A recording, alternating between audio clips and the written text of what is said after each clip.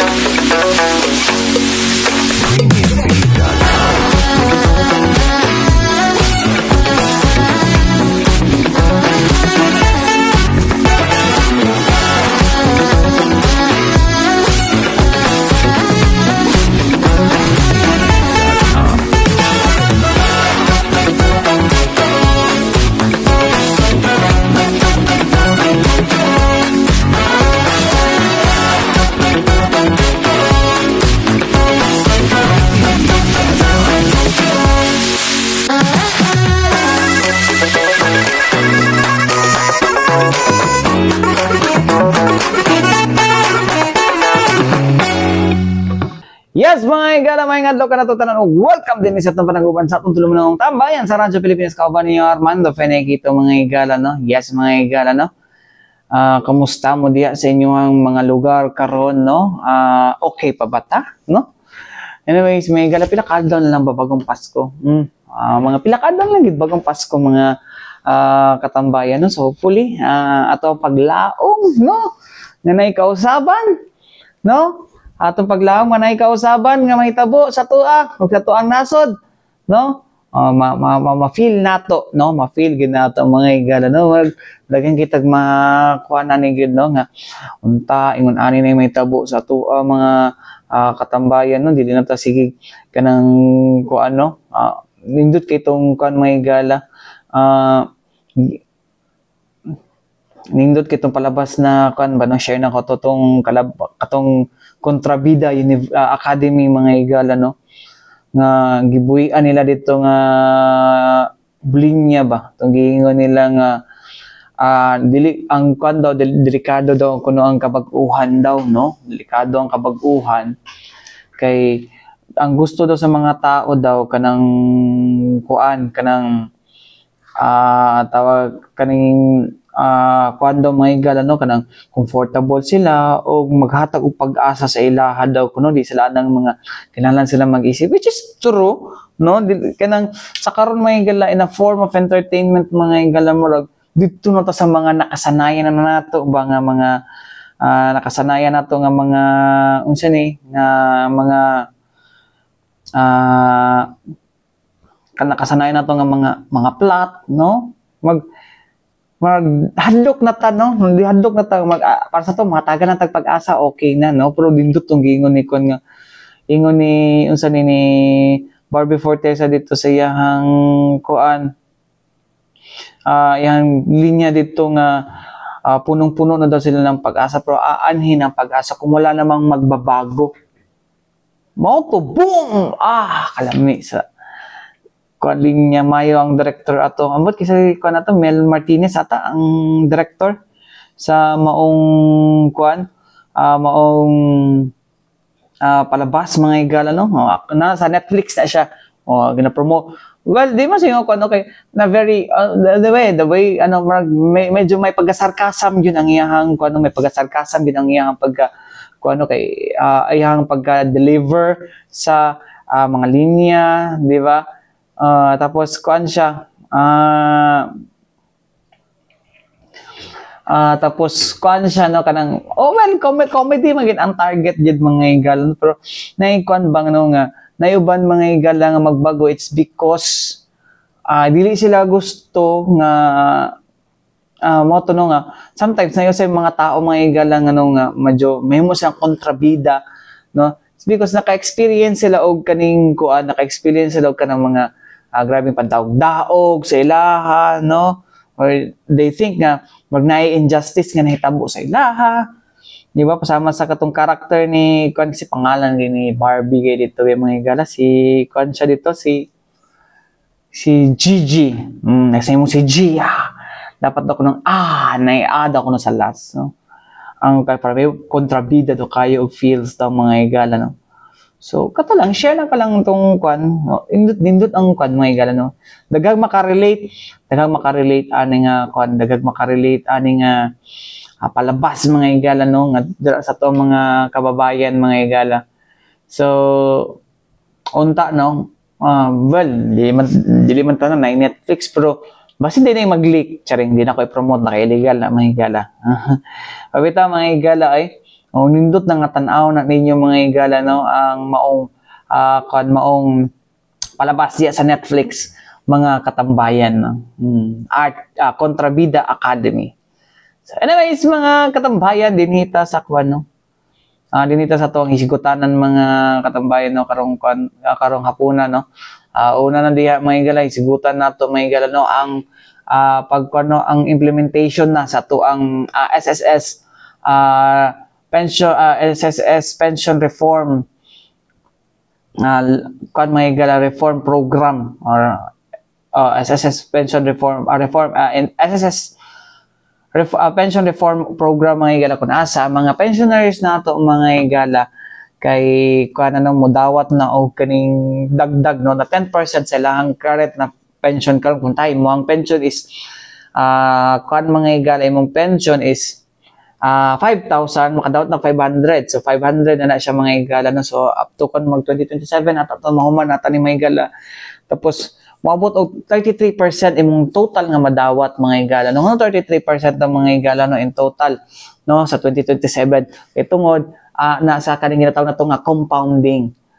So moabot na sa compounding mga igala, mapatong-patong man na siya mga igala. So 33% no. So mo na karon mga igala pa pangutad napay dugang na singil sa mga premiums sa ato ang mga kuan sa ato ang mga current or katong mga ongoing pa karon ng mga SSS members. Laban na kay dugang na po na patay tani. Dugang na po na tumbayad na sa SSS. Allah pero noon sa sino na may gala okay ang may reklamo at ang uban mga gala sa pag kuano pagtaas mo kumutaas man ang SSS mga gala no ang ilang problema lang ang PhilHealth.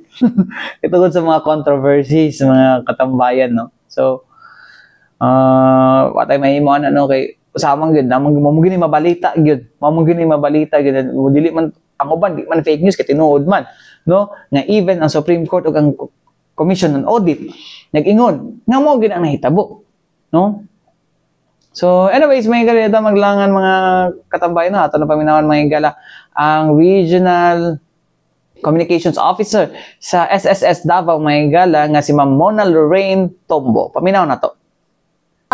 With regard to the pension reform program, this is from the directive of President Bongbong Marcos, no, and approved and implemented by our Social Security Commission. Ang guidelines ani na ay 10% increase para sa ato ang mga retirement and disability pensioners and 5% for our survivor and death pensioners. With this, mag-start siya with, nag-start na siya actually, nag-roll out na siya this month, 2025, and it has 3 tranches. So, ang ato ang last na tranche would be on September 2027, and there's an increase of 10% on each year until 2027. By the end of 2027, ang ato ang mga pensioners na ay total of 33% na increase sa ilahang pension. And why 33? Because it is compounding. So 10% sa ilahang actual na monthly pension. And to answer the question kung it will affect it will not affect. There will be no increase when it comes to contribution even the following years, and wala siya effect also to other benefits na matawat sa to ang mga members. Ang amo lang is to remind our pensioners na kung hapit na to submit their ACOB forms para ma-prevent ang ilahang pag-suspend sa ilahang pension and para ma-avail tayo nila ang ilahang increase. And they don't need to do anything, kay automatic siya ma-implement sa ilahang mga accounts. Automatic. No need to notify the SSS or any office, kay automatic na siya ma-implement sa ilahang mga accounts.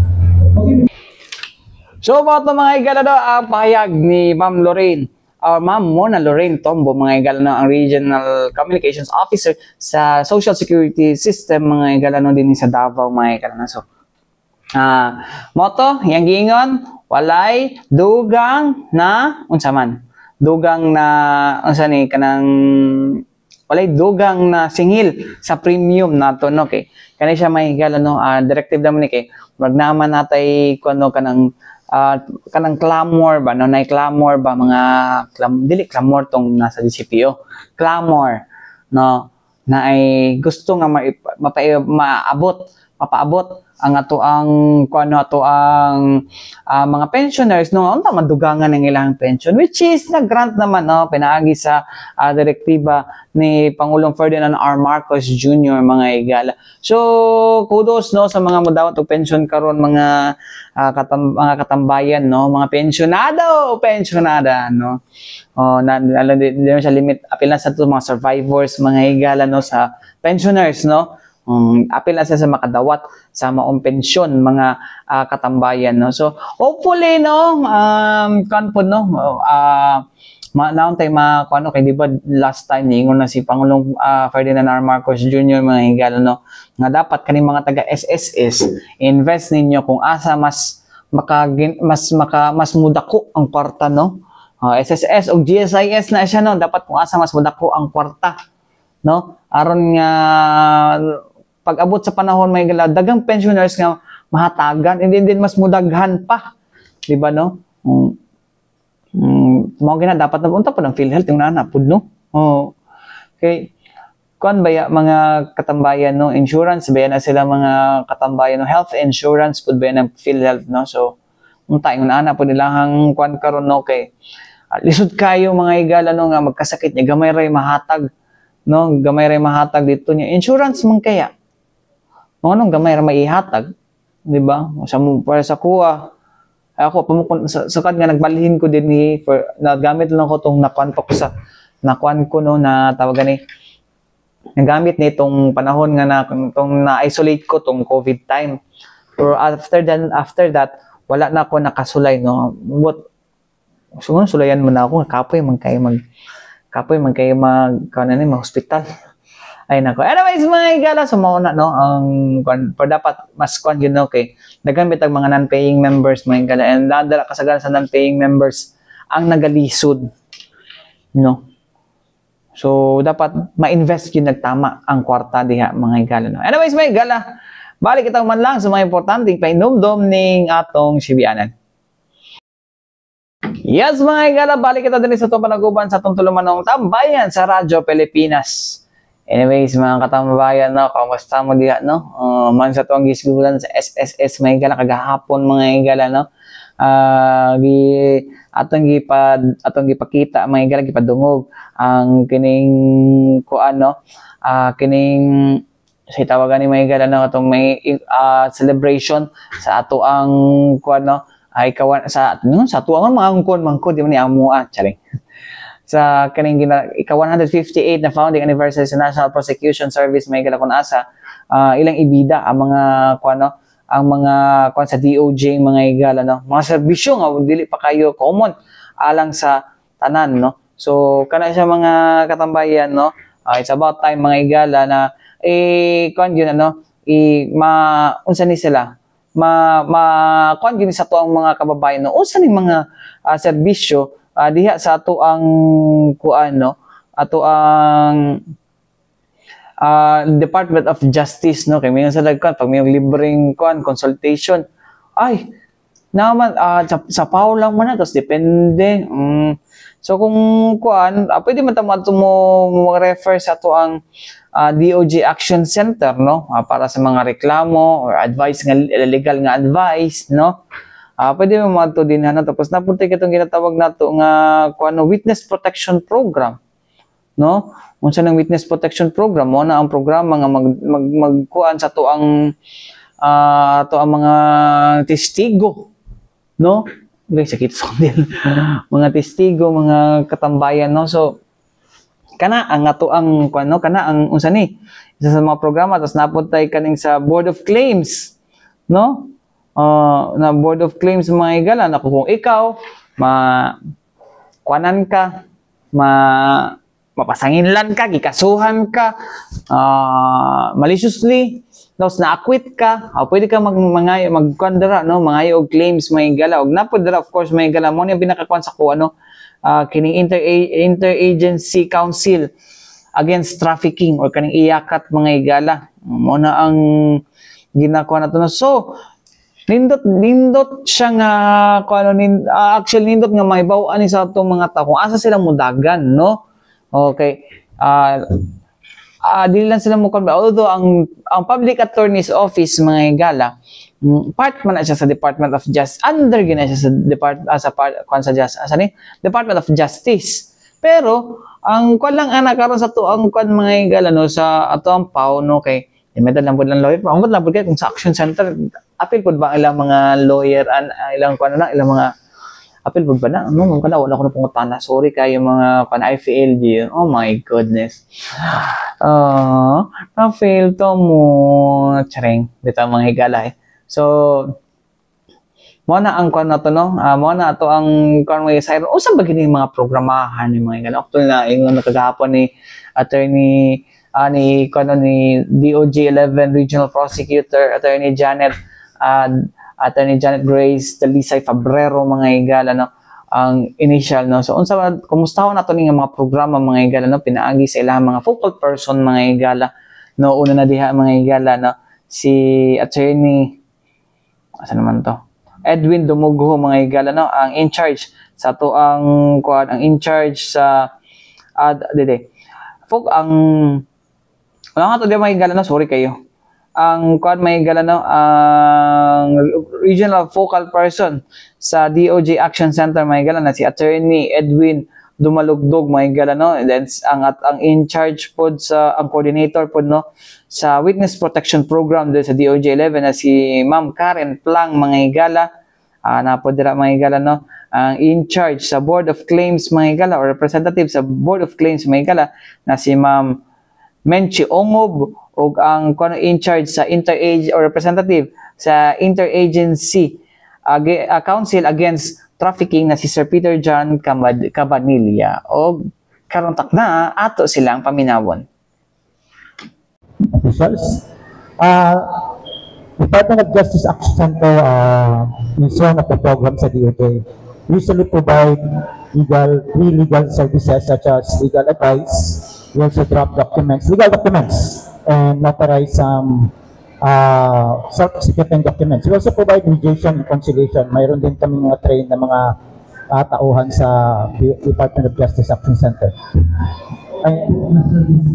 Free of charge ito lahat.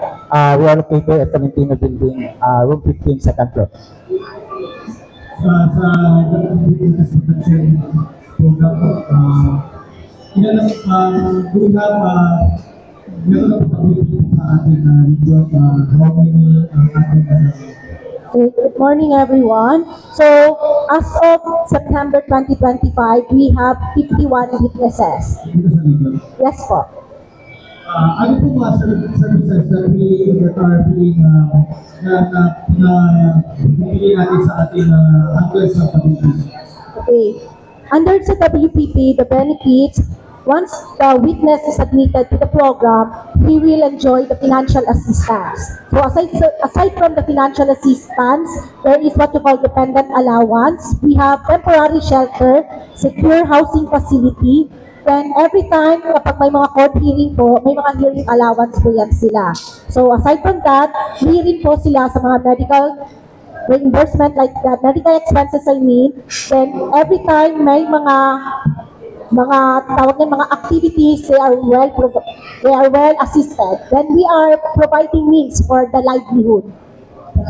Looking nila sa buong, since kailan po siya nag-roll, and how many na po nabigyan natin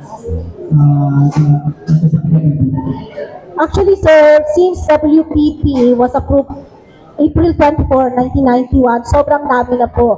So, kung babasihan ko lamang po for this 2025, for this third quarter, ang witness po namin is 51. Kung for the previous year, sobrang dami na po. Then, mapansin yung rollout claims,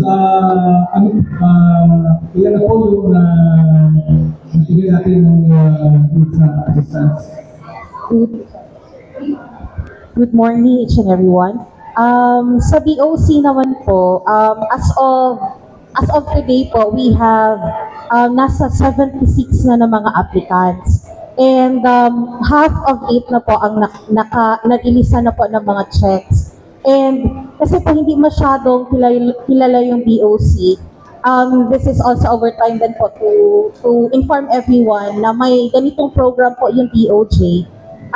For those na mga victims po of unjust imprisonment and of course yung victims po ng mga narumal-dumal na krimen. So, yun nga lang po ang ating pong policy is that within 6 months po from the date, within 6 months na nangyari yung incident. So, if ever nag-lapse na siya, so hindi na siya po pwede po mag-apply for that for that program. So, 76 as of today, whole region na po yan siya, region 11. Okay, Secretary Jan Kapitibel, ilan naman po yung mga updates natin at programa, ilan na po yung uminaresyo po ngayon na traffic teams. Okay, good morning everyone. For the IACAT naman po, which is chaired by our regional prosecutor, Janet Grace Delice Pobrero, padayon gihapan natong pag-formulate og mga programs na to prevent and suppress the trafficking in persons. And this year, nakafocus ta dito sa pag-coordinate sa massive information and dissemination campaign, which in fact this year, ato ang naghatagan na to og kuno kanang massive na information, particularly sa trafficking in person and OSAEC as ang province of Davao Occidental. So ang first is ang Malita, next is ang Santa Maria, then lastly is ang Jas, and then eventually with the coordination of Governor of Davao Occidental, napay upcoming na mga activities with them na matagaan of information ang province regarding trafficking and OSAEC. And as of the current na year or this semester, naatay ko 9 accounts na bago nato nga na-filed na case regarding sa OSAEC atong ang lupod na case sa Davao Oriental, involving ilahang parents and ang victim is ang ilahang mga anak. And upcoming activities for the IACAT this year, we are proud to announce that the IACAT National Summit will be held here in Davao City this coming October 21 to 25, that will bring in all the regional anti-child abuse and trafficking task forces nationwide, para madiskusan kung sa pa'y dapat ipuhaton ng IACAT to suppress trafficking in persons in our country. So, mo ito mga ang update sa mga programa under sa Department of Justice nga dili kayo kan mga dili kay familiar sa ato ang mga kung ano kababayan, mga katambayan, no. So anyways, hopefully, no, makanamatagan mo og katumatagan tog katinawan, no. Okay, of course, my God, sige tagingon na pag kanang normal notion, may gala, well, ali mo guni siya, no, pagdala sa korte sa una, pag sensational gani ang balita gani, dato ba or pobre, mabalita gina siya. Pero katong mga kaso nga, for example, katong mga nadaugan, ako sa una mga katambayan, no, pasalamat po sa akong editor po, mga igala, no, sa una, bisag unsa na ng kaso, akong kuan, kanang wala goy prominence kay nga kaso kay may gala mo na siya may galit because part sa pagbalita may galit dapat na kay prominence mga igala. So sa una mga igala to nagsugod pa ko wala kay bisag wala prominence mo to perminti mo na kabalo ko nga perminti sa ano sa una sa mga korte kanang magtanaw og promulgation mga igala, no, nga daghan og mga ma-acquit og ma-dismiss nga mga kaso mga igala, no, tungod sa kaning kuno unahan ta kana sa drugs, no, daghan ang ma-dismiss nga kaso, it's because sa pag-violate sa kaning chain of custody, sa pag-secure chain of custody sa ebidensya, no, nga magnagamay lapse diha mga igala, no, normal technical gid ka mga igala. So kinsa may nagkuan na nagtabang ana, no, kana nga mga drug suspects nga na-acquit Public Attorney's Office. Ay di tanang pao. Actually mga igala din, di tanang pao kay kuan kay na kanang tawag ani kanang unsa na kanang say tawag na mga igala kanang kuan kina sila kanang daghan kay kaso tas di man sa kabalo man kuan mo may ana nga kuan. Okay, ako gid mga igala personally daghan pug mga maayo sa pao. Daghan gyud tanan maayo sa pao. Pero depende po na sa kaso. Mura po magbayad ka tapos man kung imong ebidensya kay hinay nya ay mga abogado lang agion na lang sa technicality, di ba? Actually mao po na sa pao pod mga lawyers may gala kay parehas sa naglibro, parehas og jurisprudence na ginakon, depende lang gina sa imong kaso kung nakay kusog ebidensya, di ba? Nay kung the evidence of guilt is strong, edi ma-convict ka, di ba? So ang kanon ako ni mga igala, no, nga daghang ka ng mga notion, but it's because ka daghang mga nakulong kay tungod kuan daw tungod kay daghang nakulong na mga pobre kaysa sa dato, which is sa atong inference po mga igala, tinuod man po na nakulong nga mga kuan, na nakulong nga mga unsa ni kanang mga dato, no? Okay, naman sila ikakuan og abogado mga igala. Pero di po na to masulti pod na para lang sa dato ang hustisya. Di ba? Tinawin na mga nanga-acquit, no? Namay mga kaso nga nanga-acquit, no? Na may mga natabangan ng atungkon nga mga pobre gid kaayo, di ba? So, kung mingon mo nga selective ang hustisya, selective po din yung huna-huna, kay di mo man mo kabalo ana. Nga ang ato ang kuan lagi ginatabangan gid ng mga pobre. No?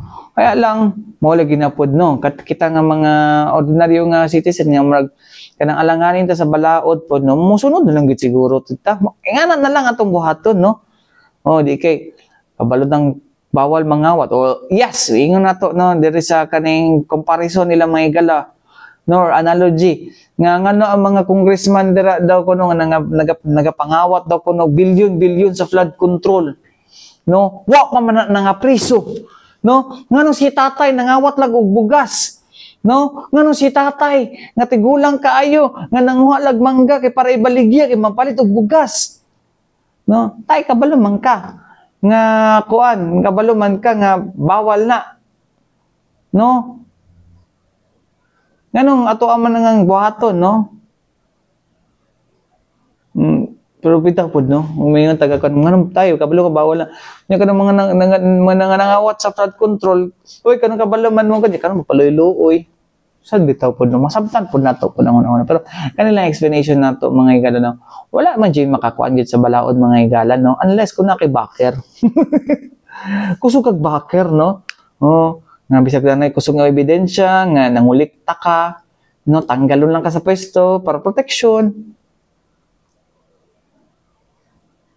na ko matingog kapoy na lang kay bisig na po na to nga ako na po mga na po well, ako gid mga higala in general no dautan gyud ang mga awat no bisag unsa pa nang matang sa kwan na mga higala dautan gyud ang mga awat mga higala no panguban makalusot murag si ano gud murag si former Senator Bong Revilla nga kuan si kuan acquitted because naikulang sa katong ginatawag na quantum of evidence mga higala sa plunder. Pero gipauli ang kwarta. Mapuno sa si malibugan. Mabito na yung kuno na ko. Mag-law school ba? Magpadahan pa bata sa pag-skwila kuan? Skwila sa balaod? Kimurag bisag ang well tingog. Anyways, may higala mga tayo kong oras ang anak sa Tibok Persa sa DXRP Radyo Pilipinas, Radyo Publiko Davao mga higala. Ako yung nakauban Armando Feniquito. Alang sa tambayan sa Radyo Pilipinas, hanggang to sa salamat o may adlaw ka na tanan.